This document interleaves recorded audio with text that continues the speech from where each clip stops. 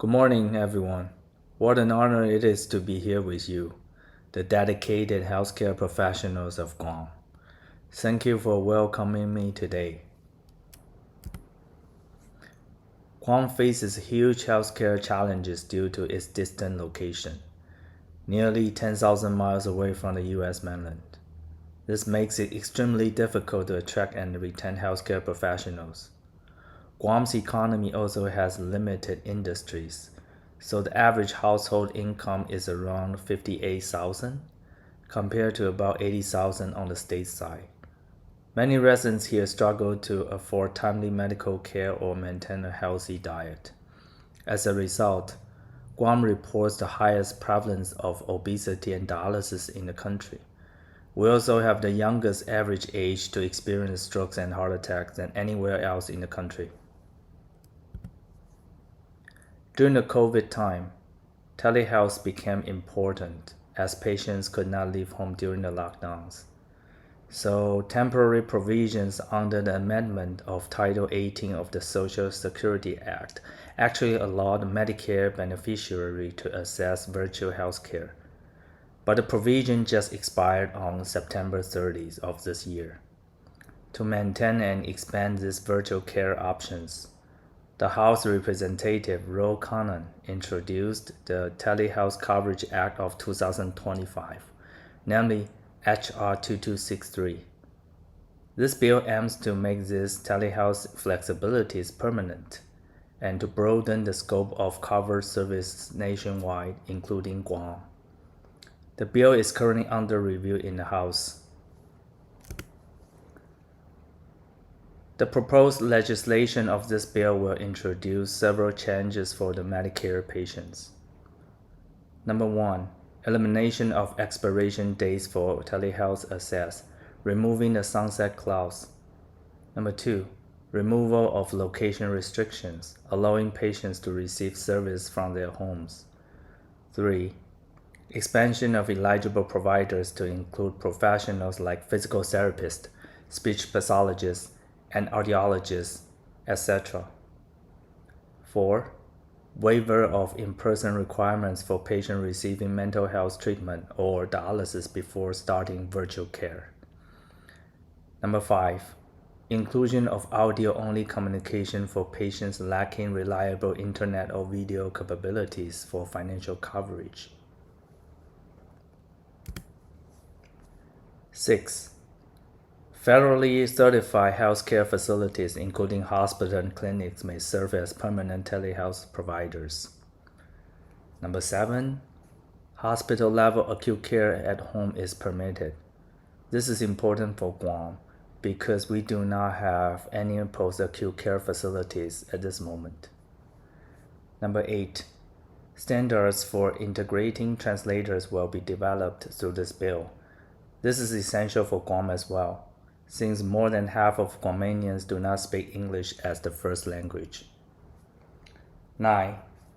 Mandate for Center for Medicare and Medicaid Services, namely CMS as abbreviation, to create new telehealth services codes to reduce confusion and prevent financial claim denials.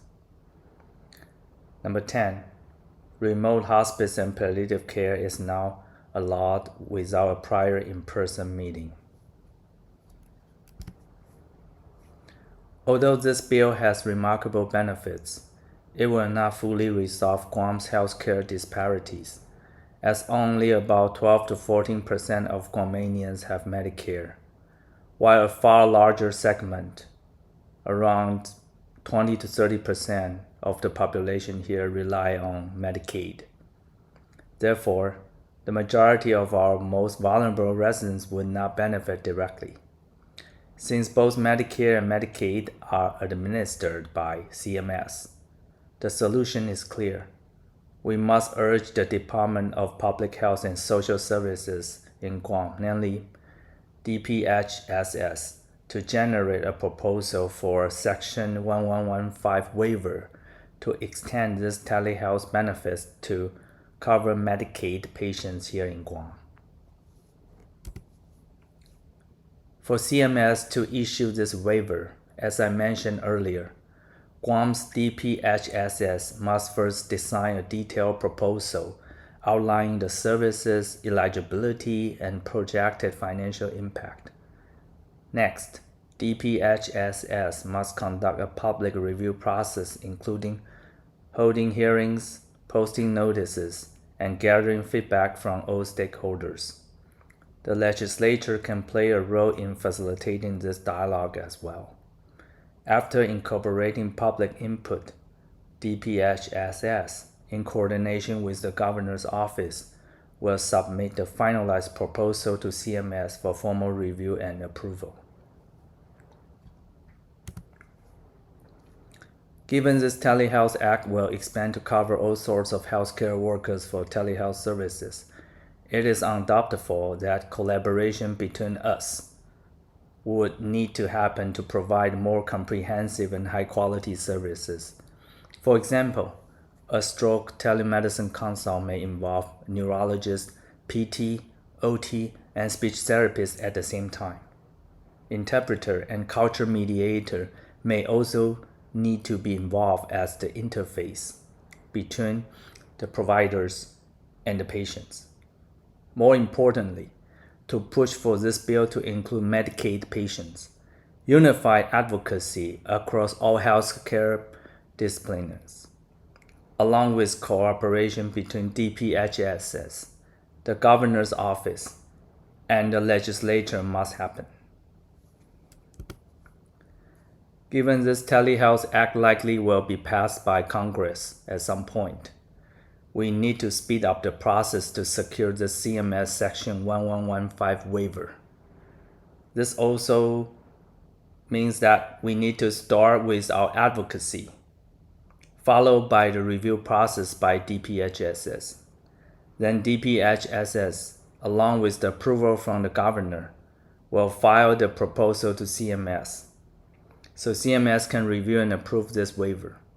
This is a straightforward three-step process started by us, the healthcare providers, and ancillary staff. As we are the professionals working within Guam's healthcare system, your voices carry great influence. Following this presentation, you will receive an email from me.